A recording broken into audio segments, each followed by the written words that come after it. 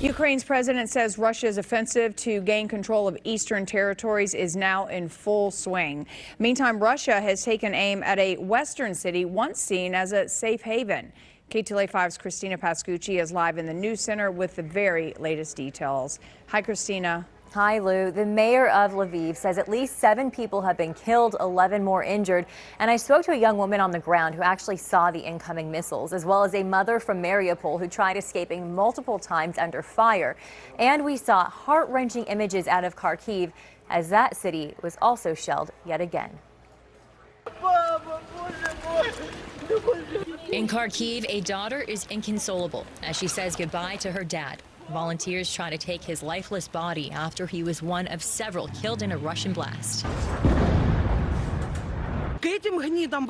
This Ukrainian says in Russian, there is nowhere left to flee, not even Lviv, which was the site of a deadly strike on Monday. I saw 2 missiles were flying. My friends were helping there with all injured people, and I was really scared. 18-year-old Vlada Krishchenko saw the missiles strike near her home. The Russian Defense Ministry claimed they destroyed large shipments of foreign weapons, but the mayor of Lviv called the deadly strike part of a genocide, as an empty military storage warehouse, rail station, and car repair shop were swallowed by flames.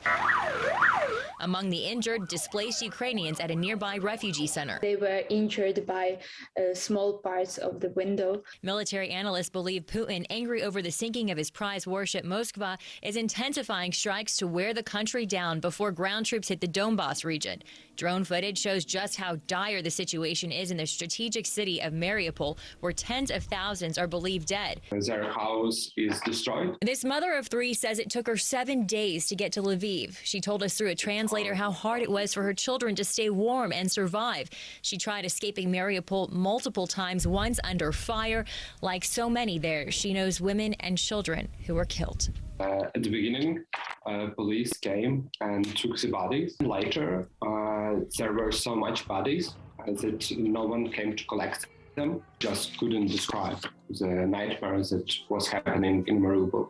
President Zelensky told CNN Ukraine will not give up any part of the country to end the war. And today, I believe Ukrainian people show by their actions that they are fighting and protecting freedom. But sadly, there's no end in sight. According to a new allegedly independent Russian poll, the majority of propaganda-fed Russia now supports the war, including Vlada's great aunt. Sister of my grandmother that is now in Moscow region called to my grandmother and said, "What are you doing? Why are you bombing yourself?"